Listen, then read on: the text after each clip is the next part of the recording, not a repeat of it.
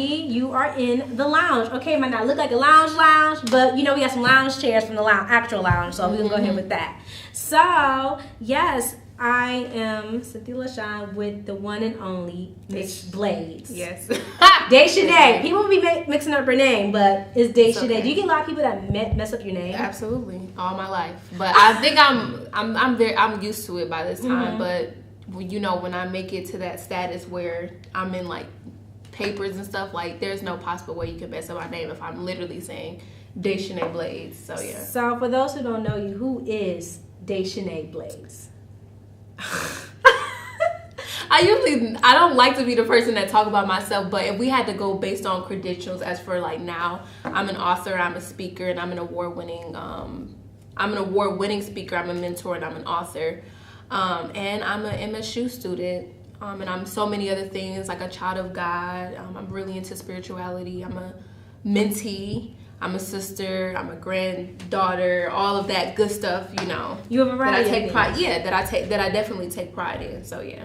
So like that is a lot to be like at how old? Like you're only like 23, 22? I'm 22. I'm gonna be 23 in July. Yeah. Okay, ooh, summer baby. All right. I'm jealous. You have your birthday in the summer. Yeah. Okay. And I still don't do nothing for it for whatever reason. But that's gonna change when I turn 23. I'm gonna really start celebrating me being on this beautiful earth.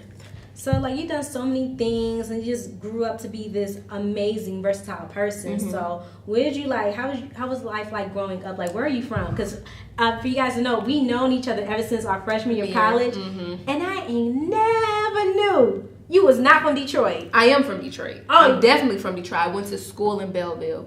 So yeah. So how was like when did you like move from Detroit? So how was like what was your life growing up like? Oh my God, my life was.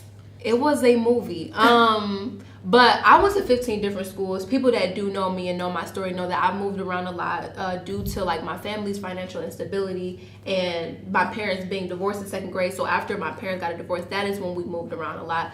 But I actually grew up to start off with, I grew up in the Brewster Projects, if anybody know about that. And they tore them down in 2007. So they are not currently standing, but I grew up in Detroit. I currently still go to Detroit. When I go and visit family, I am going directly to Detroit. When my grandmother passed away, in 2008, we were living in Indiana. Again, when I moved with my mom after the divorce and everything, she wanted to stay in Indiana for about 3 years. But my grandmother's like one of her like dying wishes that they looked after my mom. So my auntie Tina took us in, and she lived in Belleville. So we stayed with our aunt the entire time. So we necessarily didn't have anywhere to stay when we came to Detroit. So our aunt took us in, and she stayed in Belleville. And how old was you when you moved to Belleville? I was in 8th grade. So how was I? 13? I was 13. So yeah. But my dad stayed.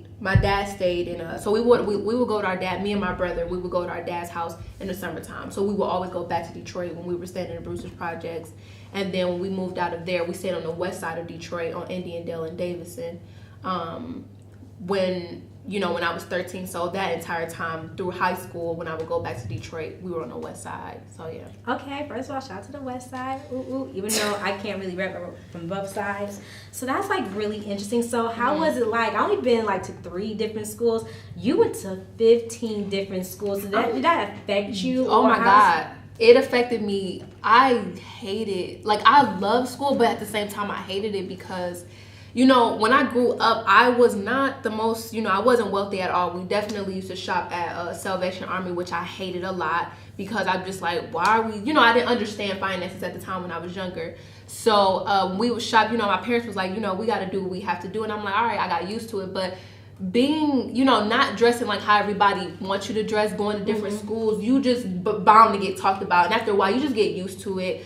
I will make friends. It's not, I'm the type of person to this day, I'm real cool with everybody, but I always would make friends with girls, and then I would leave the school without any like, hey girl, I'm moving, because I wouldn't know. When we would just move out of nowhere. And so cell phones were not a thing, and social media wasn't a thing at the time, so there was no way to get in contact with, hey girl, like I'm moving, so I wouldn't keep friends. So I just got used to, because I didn't know, like we would just like move. And so after a while, I just got used to just leaving. So when I would make friends, I'd just be like, I'll be cool with you to an extent, because I don't want to get too close and not have to leave, So do you feel like that aspect and that moving around and developing that mindset affected you how you are today with Absolutely, but in a great way. Now, as far as the friendship aspect, it's really not now, because I've changed. Like I said, I've grown spiritually to the point I'm more receptive to friendship. But I'm not the type of person where you see me. You should know that. When we met our freshman year, I was like, yeah, girl, like invite me to some stuff. I'm like that. But when it comes to like the end where, hey, I can call somebody 3 o'clock in the morning, I know they're going to be down for me, maybe not in that aspect. I wasn't receptive to that type of friendship, because I just was so used to like dipping on people or somebody coming out of my life. So I was just like, y'all can keep that. But other than that, it definitely made me a strong person. Like I can definitely, I'm very resilient because of it, very resilient. And we stayed with our dad. Like my dad was, oh my goodness, he was the motivational piece. That's where I get that from. Like my dad had the gift of exploration, and I do too. I got that from him. So we would take the bus, and my dad would like sing songs, and like we can make it through. And so when my dad went through the divorce with my mom, he took it much harder than my mom. My mom did, because she's the one that left. So my dad was the person that was like taking us to like 6 o'clock morning service, 10:45. Like we was at church all day on Sunday. And our dad was very vulnerable. He cried, and he showed us, hey, he would tell us, I'm hurting, to be a black man and be vulnerable and say those things. So I was very, when I grew up, I always knew that I could make it through stuff, because my dad mirrored that. Not just saying that, he showed through his actions that you can be at your lowest point and you can still make it through. Because both of my parents have been married twice. Like they both just got married again for the 3rd time last year. So that played a huge part in like the way that I love, like the way that I work with the relationship. Because to me, love is not real. It's like, I don't want to go through a divorce. Yeah, I've been saying the same. Yeah, but again, I've grown spiritually where I said, you know what, I am going to let somebody love me, and I'm going to love them because I deserve that. So, and that's just within growth. When I turned 21, I changed, or was it 22 when I turned 22, that's when I was kind of like, let me fix that. Let me go through a healing process. Iyanla Vanzant, if you know who she is. Auntie Ivania. That lady, if I ever see her, I'm going to just bust out crying. Like, be like, you fixed my life. You might not know me, but you fixed my life. No, she helped me. She got her show coming out again in March. Really? I cannot wait, because she's so powerful. Like, her and Oprah, like, I need to be on a show with them. Yeah. Because, like, I feel like I'm not going to diminish like my power, but I'm going to say they've been through so much where they're powerful. But I find myself in between, because I'm not as graceful as Oprah, where I'm like, and then I'm not as hardcore as Iyanla. I feel like I'm like in the middle. You're the balance. And I can see that too. Yeah, so I just have to know, like, being from a young age and witnessing a divorce, like, at 2nd grade, right? 2nd grade, yeah. When you still, you still developing everything. So how do you feel like, did you end up acting out like some kids? Like, how did you react to that, witnessing that? I think I acted out more when I would be at my mom's house. Like, because my dad was open about it. So my dad had his side of the story, and my mom wouldn't say anything. She kind of was going like, my mom was going through the motions. Like, she changed, because when I was growing up, we couldn't listen to nothing but gospel music. But as soon as my mom left, we knew. I'm like, Daddy, you gotta see Mama. She acting out. And so my dad stayed in the church. So my dad would sit us down. He would literally open the Bible and say, hey, my dad was definitely the type, I didn't get a lot of whoopings from my father, but when he did, he was one of those parents where I'm going to sit you down and I'm going to tell you why I want you. I'm going to give you a heads up on why I'm doing it. And I'm a daddy's girl, so I used to be crying like crazy. Like, I don't even want to hear this speech, but my dad is a talker. Like, and that's why I talk a lot. My dad is a talker where he will take you through the process, explain everything to you. So I knew my dad's side of the story, and my dad was being really humble. So I already had a stepdad by, like, after they divorced, 2 years, and he was, in quote unquote in the world. You know how church people like to describe it. So he was kind of like trying to attack my dad. My dad was taking like the humility. Not mind you, my dad grew up in a project, so he didn't mind fighting you. But he But he was trying to set an example for his kids. Like, look, I'm going to take the humility route, and they were taking advantage of that. So when I would be with my mom, I would act out. But when I was with my dad, I appreciated him. I wanted to be a good kid when I was there. I wanted to, either way, as parents, I always had my personality where I was goofy. I like to dance and stuff. So I'm so glad you're asking me these questions, because it just reminds me that I've always had this spirit of life is, no matter what, life is fun. You can still laugh through. I never was a depressed kid that just was like, I want to fight somebody because I'm going through so much. I still found some way to say, it's going to be okay, because I just feel like that's what my dad taught me. Yeah, it was kind of like, things will work out. So I just had that mindset. Wow, wow, I never knew that. That's really, like, interesting. So, okay, that was, like, middle school. Did you still carry this, like, duality when you was in high school? So when you got to Belleville, you went to high school in Belleville. And you went there for all 4 years, or you still switched all 4 years, and that was a privilege for me. Like, I couldn't believe that I knew the same people for 4 years, because I'm so used to, like, there's people that go to this school that I went to school in 4th grade, and I seen them again when I got to, like, I seen them on the bus. I'm like, I haven't seen you since 4th grade. Yeah, that happens to me all the time, because I go to a school and I leave without saying anything. Like, I wouldn't know. But 8th grade, oh my God, like this. I tell people this story, but 8th grade, something happened to me where I was in 8th grade, and, I went to so many different schools. 8th grade was school number 14 by 8th grade, because high school was school number 15. Obviously, I don't count Michigan State. So by school number 14, I already knew I could look at you and say, that's the popular kid, that's the nice girl. Like, I knew, because it was like the same type of kids at each school.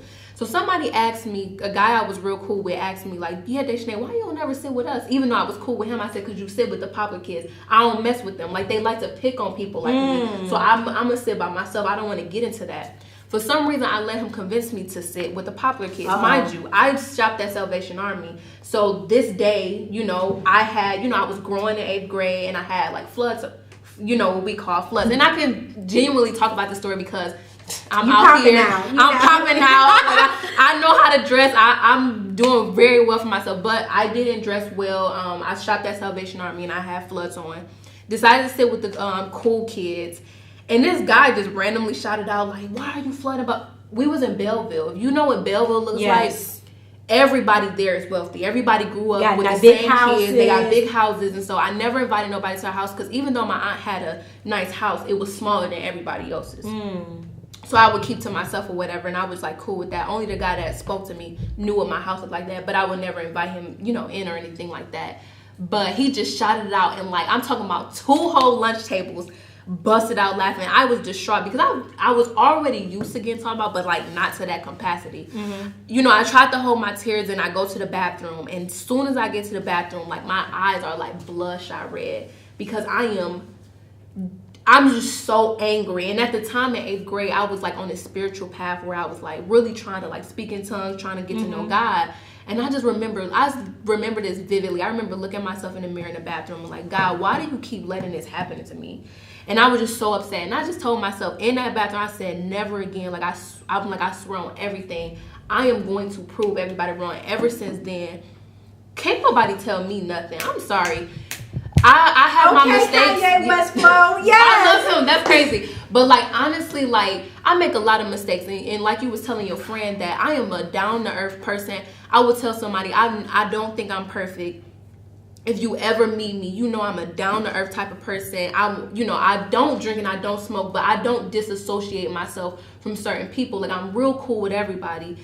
But honestly, like, I just feel bad for anybody who ever try to come in my path trying to stop anything that I feel like is destined for me. Rocky Balboa 3, I don't know which one, but my favorite quote is, it's not about how hard you hit, it's about how hard you can get hit and keep moving forward. And I literally live by that. So when I do get knocked down, I'm telling you, I will cry. Maybe in my room I would cry, and I'm can just visualizing myself fighting to get back up, but I will get back up. Like, it's not a question to me, will I will get back up. I will get back up, and that's just the mindset that I have.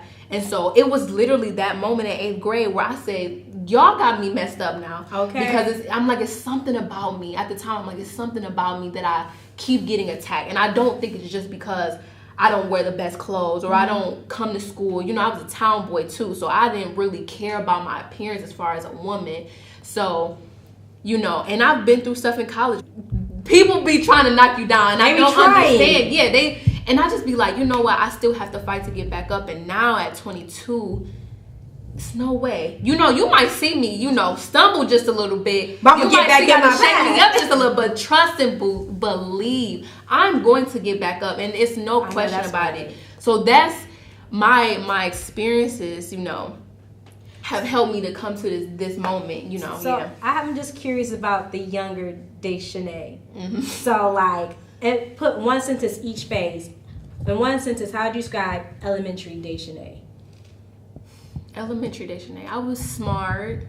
I wasn't, I was probably shy kindergarten and preschool and kindergarten, but by first grade I was talkative. I just talked, I like to create dances for my parents and my grandparents. So I was real like how I am now. I just didn't recognize it at the time. I was a kid, So middle school Dechana. Middle school Dechana, I was going through an identity crisis. I told you about 8th grade. We all go through identity. Mm-hmm. If you ask anybody, middle school was low key. Don't forget about the black kids who used to have the straight hair with the comb and everything. We all skaters and I didn't have MySpace, so y'all can't find no pictures on me going through my identity crisis. Now my mama got a whole book full of, and I tell her burn those pictures, please, but she won't do it. No. Yeah, she won't do it. She's like, no, you need to look at your growth, because honestly, the fact that I did 2 pageants in college blows everybody's mind in my family. You were a tomboy, So middle school Dechana was coming into trying to figure out how can I get over whatever that thing was. And then that 8th grade moment happened. In high school, I still struggle with certain things. It wasn't until junior year. Shout out to Darius Gregory. We met each other in 8th grade, but we wasn't cool like that. We didn't get real cool until junior year. And I was talking to him one day, and he so happened to have a very similar story that I had. So if you do know him, if you've seen him on college campuses, you can't catch him not dressing well. Mm-hmm. And so we had the same mentality where we talked about the things we wore. So we made it we gonna make sure nobody be trying something. Yeah, and it wasn't necessarily to get it. We wanted to find our own identity, and we, he actually, to start off with, he did a much better job at me. Starting off with, because he kind of inspired me to do it, and after a while I still found, because I can still find pictures from freshman, sophomore year in college where I'm like, what was I doing? It was college. It was but still, it was a couple of years ago. But that still is a testament to how quickly I grow. And I put on my Instagram last post, I said, I'm a genius, and I believe a genius is a person who just learns from their mistakes much quicker than their counterparts. Mm-hmm. Steve Jobs is no different than anybody. Mm-hmm. Bill Gates now. I mean, mentally he on a whole other different level, but certain people are no different than. All of us are no different than the next person. It's when you're a genius, you just learn from mistakes much quicker. So when you say you was going through an identity crisis, you just didn't know exactly who you were, and I wouldn't say I didn't know who I was. I was trying to be confident in who I was. So for me, in my gut, I knew who I was, but it was battling between what people accepted and trying to find my way. So my dad was one of those people who, my dad would literally come in the room, 2 in the morning, this was more elementary, come in the room, we would be knocked out sleep. And I just remember he would pray over our heads and pray. My dad was growing up with a Christian household. But my dad was mostly, he took the things that he was going through, and I remember my dad would always say, God, if you don't do it for me, do it for my kids. And so I get so emotional when I do great things, and I want to tell my dad, because mind you, if you talk to my dad, if he was sitting right here, he'd be like, I already knew that. I already knew that. It's people come to my dad and be like, your daughter is Dechana Blaydes, and I don't even know. Honestly, I think the things I do is all right, this is something I want to do. I don't think it as big as other people make it seem. So when people come to my dad and say, your daughter is Dechana Blaydes, he's like, yeah. He's like, oh, she did this. And he's like, I already knew that. I knew my kids, they're my seed. So my dad prayed over us with the expectation that we were going to do great things. And so my dad would tell me this, and I would cry. When I lived in Indiana, my dad stayed in Detroit. So when I wanted to run away and I didn't want to be there, what I'm going to do? The drive was 5 hours. So what you think I'm going to walk to my there? Yeah, so I would, I didn't have a cell phone at the time. And my mom, at the time would pick and choose when we could talk to our dad. So when I did talk to my dad, he look, get through. And I would take just a little bit of motivation, and I would carry it with me and say, all right, Dechana, you remember what your dad said. You kind of like, sometimes what your parents say is goals.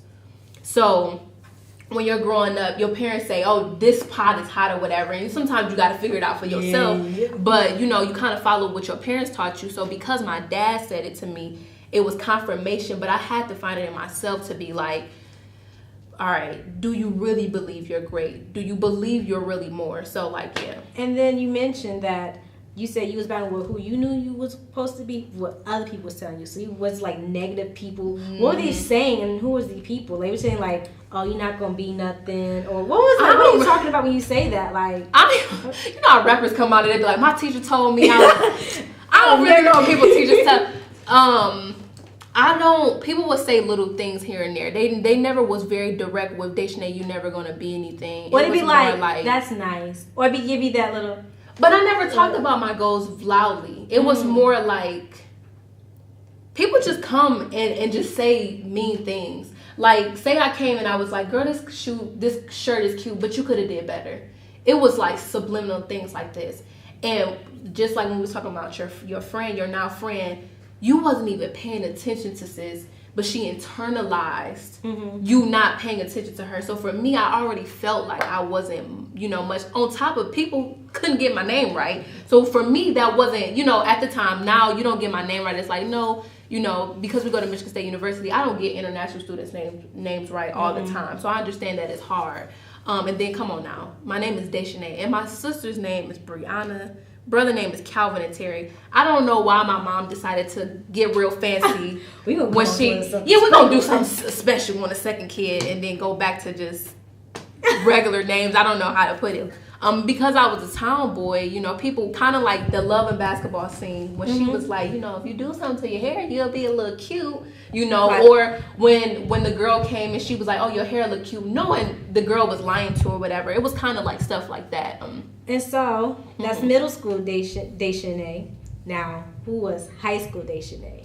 High school, I was trying to find my confidence where it was kind of like, because I played basketball, so like I'm the type of girl that like argue with dudes. Like I just put up 22 in one game, blah blah blah, and argue. Not argue, but like a fun debate. But I still stayed to myself. I still was cool with people. I had about 2 girls I talked to when I came to school, but I never let it got to the point where you were my friend, where my family knew you. And my sister will always bring people around. My brother will bring people around. But me, it's like, no, that's somebody I go to school with.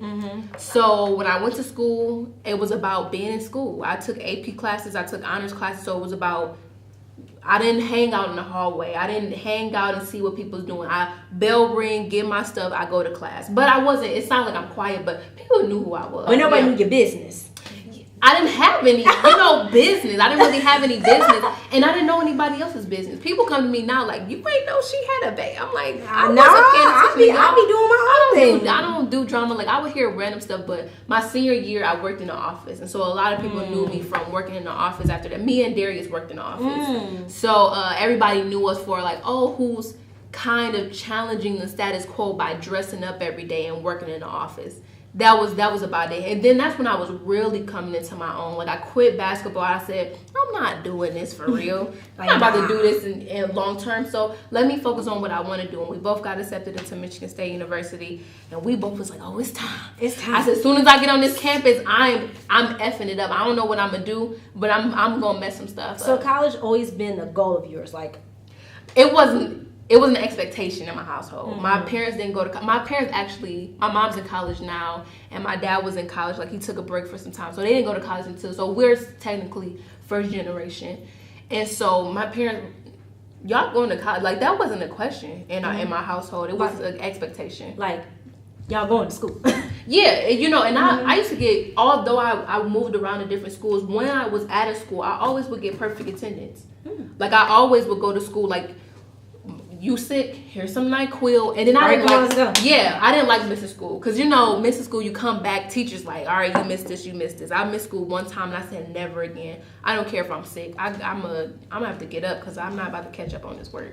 So, when you got to college, did you have any issues or you just went straight through? Like, how was was college exceeded your expectation or didn't meet your expectations? Like, girl, by the time my freshman year, I said, I don't care if it's hard. I'm Dechana Blaydes. By the time I like went through summer of like really internalizing things, when I literally put my foot, I didn't visit the school. Like, I visit U of M, and I'm like, something about this campus that I don't like. It didn't vibe. Yeah, I said it's real dry here. I'm gonna just go with Michigan State. So I never came. The first time I came here was AOP, and then we took a tour, and I said, oh yeah. I said, this is it. Mm-hmm. Then I came early because I worked this.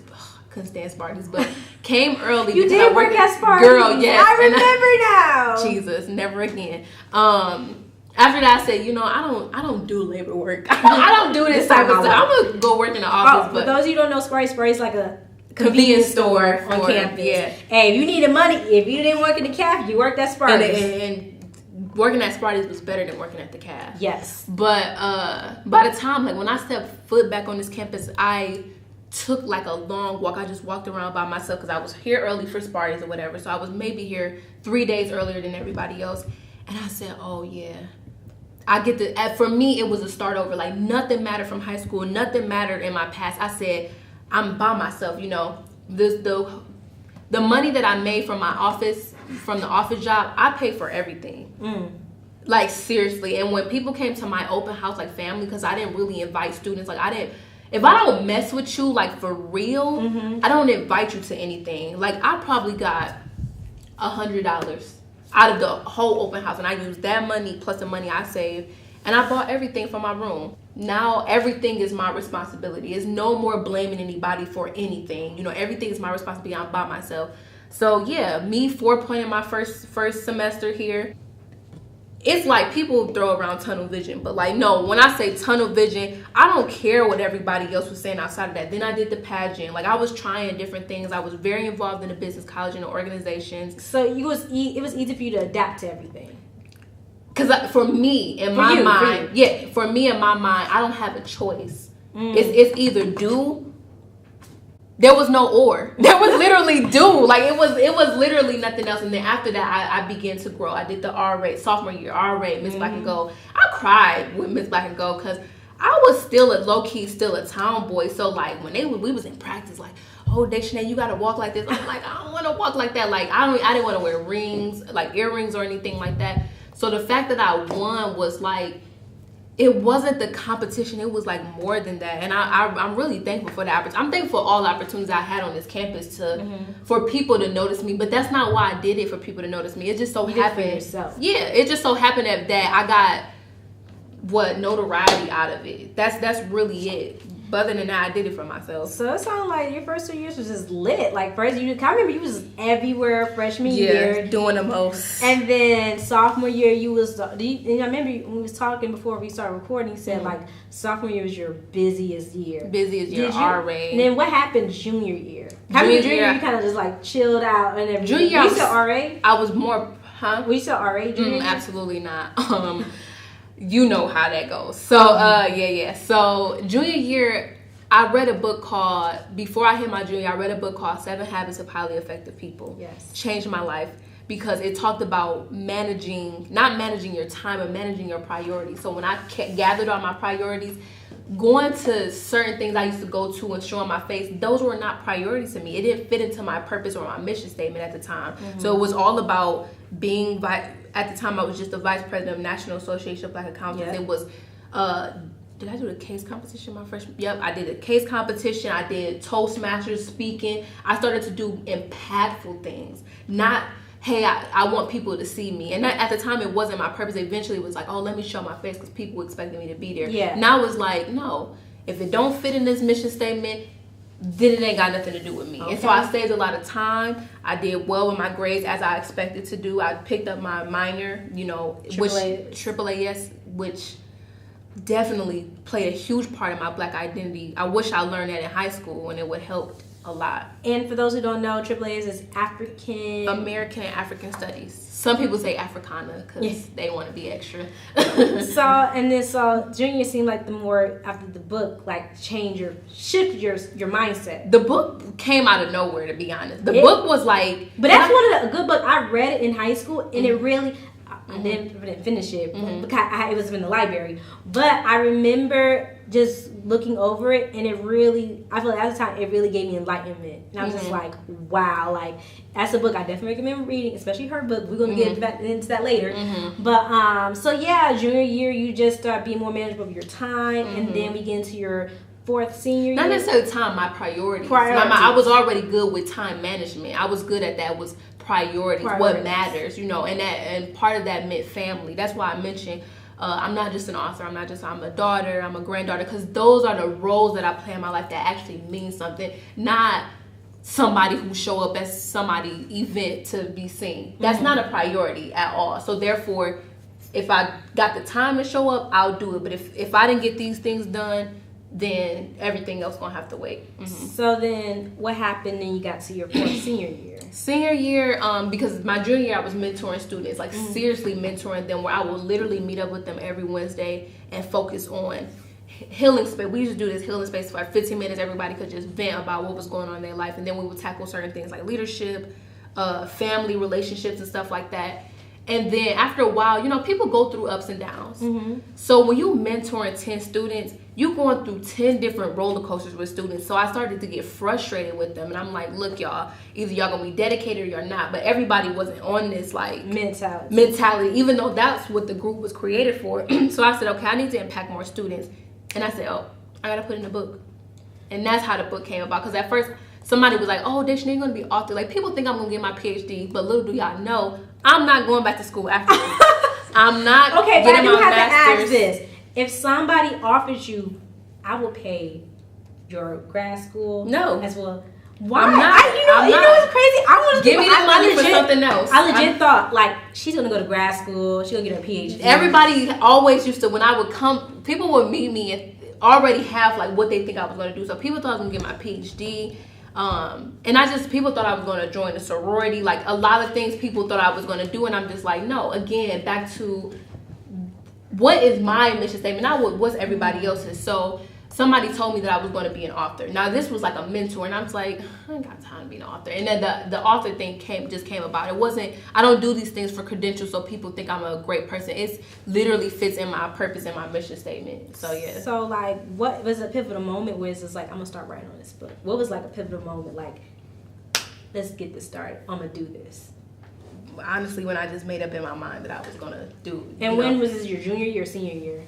Going into my senior year. So September, I downloaded a Google Doc on my, like, I didn't even know Google Doc had an app that you could put on your phone. I just thought it was on. Like Google Doc? Yeah, so senior year, I downloaded Google Doc, and when I was in classes, the ones, honestly, that I didn't pay attention to, I'm not going to lie, some classes I'm like an ISP class where I'm just like, whatever. I would just be in there like, oh, that's a good idea. Oh, and I would just write. And then I always put time to the side to just write about different, just going with the motions of my book. And then I was a part of Leadership. If anybody know about Leadership, it's just like something you do after school time is over. They pick about 50 students to go through this week process of really just honing on your leadership skills. And I met a guy there who was happened to be a Michigan State professor, and he ended up being an English professor. So when I finished the book, I sent it to him, and he didn't critique the grammar or anything. He critiqued the content, and it helped me. And I sent it to like Dr. Maybank, and I sent it to Murray Edwards. I sent it to Scott Westerman, who actually forwarded the book, Alumni Association Vice President. And those are the people that was kind of like, made it better quality. Because to this day, I still haven't yet to hear bad reviews on the quality of the book. Maybe like, put less lines or something like that. But the quality, the content of it is pretty good. And that's not just me saying it because it's my book. It's just feedback that I've gotten. So what are things to know, like getting published and everything? So how did you end up getting published? You have a physical copy as well, right? Absolutely, yeah. So how was like, okay, you went through all these people and everything. So how did you end up getting published? So it's called CreateSpace. So Amazon has a free publishing company up under Amazon, and so I just took advantage of that. Of course, when I say I literally spent $10 on my book, because there was an app that actually designed the cover of my book. So there's this girl who don't even live in the country designed the front cover of my book, like came up with the idea. Like she, I just told her the colors and everything, like resources, y'all. Resources are everything. So when you are aware of these resources, it made the process for me much easier. The only bad thing that happened with my book is the week before I was about to publish it, my computer dropped and I lost the whole thing. I couldn't believe it. I said, the devil is working. I couldn't believe it. I cried, girl. I cried and I cried because I cried. And they were like, so what Best Buy told me, was it Best Buy? Yeah, Best Buy, what's the little place? You know what I'm talking about, that fix the computers and stuff like that. Geek Best Buy, Geek Squad. They like, yeah, we got about that. They had to ship it out for 2 weeks. They had to ship out my computer to Texas, I think, to get the whole thing fixed. But they told me, you're not going to get your files back because what you dropped it on, but that's going to cost you an extra like $300 to $500, money I didn't have. Somehow I found the file in my email, but it didn't have all the fixes. No, I found the file in this app that I had, because I had a lady who also didn't live in the state. She checked over my work as far as grammar and stuff. She still had that file with her, so I contacted her, and that's how I got it back. Wow. Yeah, I was scared. I was so ready to fight something. I couldn't fight nobody because I'm the one that dropped. But if somebody had done one thing, I was like, come on, square up right now. Yeah, so that's the only bad thing that happened during the process. It was hard at times because when you're asking for feedback with busy people, they don't get back to you, and you like, all right, y'all forgot who I am. I'm Dechana Blaydes. I will walk over you. I was actually fixing my shirt. But when you're not responding within a week, I don't play because I don't play with nobody else's time. Just like when you text me, I responded in less than 30 minutes. She was quick, y'all. Yeah, I don't play with people's time because I value my time. Just like if I'm dating a man, don't play with me now. Oh, don't. You need to value my time. Everybody, like, I've set standards for my life where if you don't, and they're not crazy standards. It's like, if you don't fit within these standards, there will be consequences. Okay. So I go over people like, all due to respect, but I'm gonna talk to the next person because we gotta get this moving. You people don't look at your deadlines and be like, I gotta move. You have to look at your deadline and you have to move. What other things people should know if people want to publish a book? Be patient, because I didn't really have a deadline. Well, it was kind of a deadline, but sometimes it will be, give it a reasonable deadline, because there will be days I didn't look at my book and I would be so distraught. I'm like, oh, I didn't write in my book today. And, I would talk to this guy about it. He's like, Dechana, calm down. Things always work out. Listen. If somebody give you feedback, listen to the feedback, especially if they're going to be your target market. Don't be like, no, I wrote it this way, and this is the way it's going to say. I said what I said. So be like, I love what you talked about. You love being around people who are open-minded. I'm the same way. So when you're doing something new, whether it's starting a business, whether it's starting anything that's going to be your baby, like this lounge thing is your baby, you got to be open to feedback, constructive feedback. Don't get nobody in your space where I don't even like you, so I'm gonna say everything bad they about. Just a hater. No, everyone's not a hater. Everybody's not a hater. But you got some haters though. You gotta watch out for them. But you gotta identify haters, because there's haters and there's people who's going to give you constructive feedback. And a lot of times haters don't ever come to your face and tell you the stuff. They're usually just in the background and somebody's been a messenger and telling you, this person said this. Haters usually don't have the, I'm trying to find a better word. They don't have the guts to come to you and be like, and probably because they're not sure they probably respect you too much or don't really feel like, I'm gonna take you respect me too much to come and fight. It's either or. It's no telling what their intentions. So thank you for them gems and everything, because I know I'm trying to write and everything, and I can just really be hard on myself. Like, darn it, I didn't do it. But like you said, it just take your time, because I was listening to with Solange. She was talking about her Seat at the Table album, and she said it took her 8 years. And she said, she just took her time with it. And you see what happens when you take your time, you create the best work, and it speaks for itself. Yeah. Compared to, we can relate to sometimes in the music industry, you know what I mean? People who just be putting out music. Some people can master and put out great content. People who just constantly put out stuff, and just be like, I could tell you. Now, I had some artists, I can listen. I could just tell you just rushed through that. You didn't put no time. For what? For what? Now it's just another song out there nobody really gonna listen to. Yeah. But you can tell different somebody took their time on something. People care about results. They don't care about. It's kind of that quality. am I doing that? Quality over quantity. Yes. Yeah. So, I got 500 songs out, but all of them are trash. Moving on. So it's kind of like you gotta. I agree with you. Take your time. That's why I say you gotta be patient with yourself. Although when people do ask me, it took me about. I seriously started in September. And to September of what year? September of 2016, and I finished of August of 2017. Oh wow, that's a good time. Mind you, the workbook is 100 pages. Technically 100 pages because with incoming college students, you don't give them a whole book when they already getting a book at AOP that they're threatening us to read that and you don't have to read. You don't. They do not test you. They never speak of it again. I was just shocked because I actually read that book, trying to go crazy on it. And everybody around me is like, Dechana, stop reading the book. You don't have to. And I'm like, y'all gonna be looking dumb in English? No, I was looking dumb because. We're not going to discuss. Okay. Yeah, they only said something at the freshman commencement thing, and that was about it. Published author, award-winning speaker, and mentor, which we're going to talk about more later on. Do you feel like that could be intimidating when dating? I've only dated one guy in my entire life, and he's still in my life. So this guy. He got his own thing going on. So, a queen could never intimidate a king, and a king could never intimidate a queen. So that's nothing. And I can spot an insecurity guy from just like you can spot somebody insecure from a mile away. But I meet men all the time that are just flattered by that. They actually don't.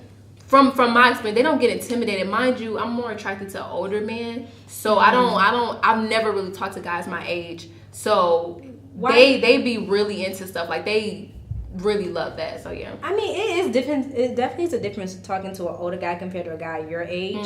So why do you feel like it is that? Do you feel like you cannot connect with guys your age? What's been the issues? I never could. I probably could flirt with them, but I never could see myself dating a guy my age. Like never. It just never happened that way. I've always been that way. Like I didn't date until I was like 19. Like date somebody for real. Like took them.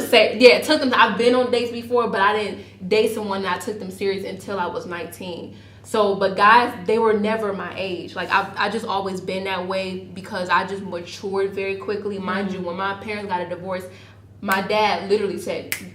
It was kind of like I had to step it up as being like, I don't know why my dad would say weird stuff like that. Like, you're now the princess of the house or whatever. So I kind of just, when I'd be at my dad's house, he treated me like I was an adult.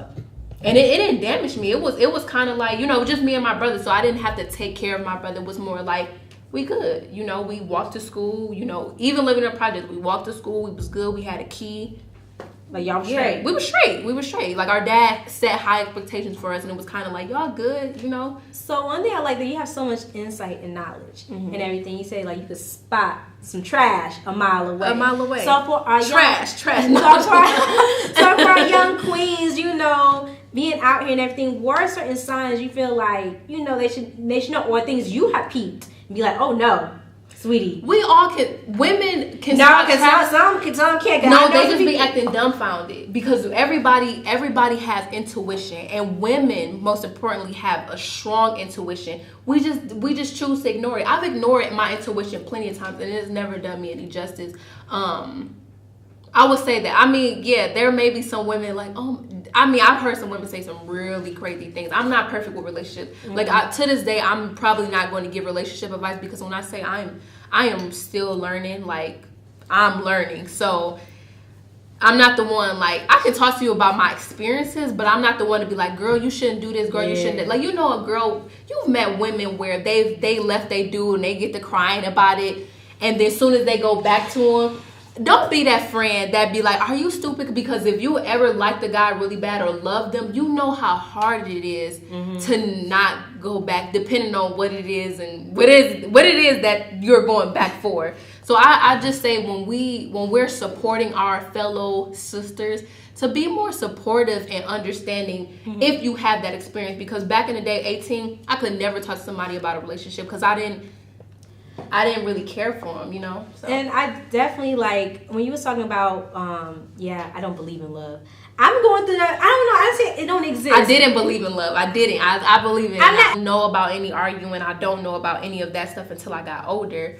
But that's what I saw. So I had an aunt who was married for 10 years, and I'm like, oh, I thought my aunt and my uncle at the time was like tight power couple. Yeah. When they got a divorce, I said, oh nah, it ain't no way. It feel like when you say they remind me like the Wizard of Oz when you saw when she got to the Oz and then they talked behind the curtain. It's like what? Right? Yeah, this blows your mind. I said, ain't no way. So I had to. You gotta fight through that. So it's like I've had to unlearn. I'm still unlearning things. Like I'm not even aware of some of the things that I do or the way that I think is something I learned from my past. Like your past affects the way that you interact with your life now. Like life experiences, like your friend, you know, already internalized years ago how she felt about herself and she put that out on you. So it's like, you can't take that stuff personal. So if a woman don't love you or if a man don't love you, don't think you're not lovable. It's like you don't take it personal. That's why I just so upset with myself that I'm one of those girls like, I want a hood dude, da da da. You want a hood dude? You wanted a soldier. Whatever. But like I grew up in Detroit, so I want a guy who grew up in the hood. That's just how I am. But not once that I had to take in consideration that somebody who grew up in the hood may look at love a certain way, may look at relationship a certain way, may conduct their life, and that's gonna take a toll on me. So I was just like, dog, like I'm really irritated that I'm just one of those women who won't just go after the guy who's already established. You get what I'm saying? Or who had this like tight-knit family. They all were sitting at the table and eating dinner.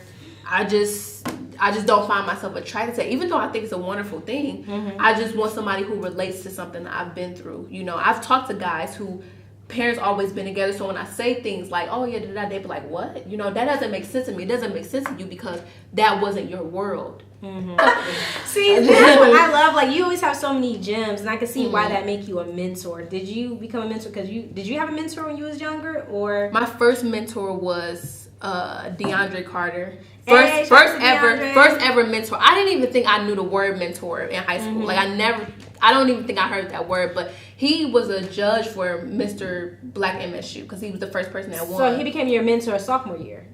No, my freshman year because I participated in that in March of 2014. So then when we did the competition, he like, you know, come here real quick or whatever. He like contact me, and because I contacted him the next day because I'm like, somebody sees something in me and they want to talk to me. I just looked at it that way.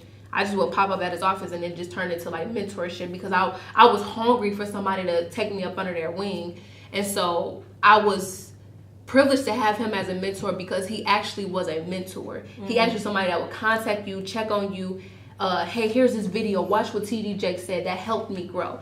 Not one of those mentors that want you to reach out to them when you need something. I don't do that mentorship relationship, and I'm not that type of mentor. I'm not the type, hey, I'll contact you whenever you feel like you need help. No, I'm going to push you because that's what he did for me. So if you don't do that for me, I do not consider you a mentor at all. And that's why, and I can understand that because I did a mentor program my sophomore year of college because freshman year, like, you know, I want a mentor. You know, just like a big sister almost. And I remember I had a mentor, and she was RA as well in East, and there's something really crazy stuff happened in East neighborhood freshman year, and she was just like so busy, and she never really like contacted me. I cannot remember her name. She was much older. Like okay. She was like a chemistry. Because I was in East.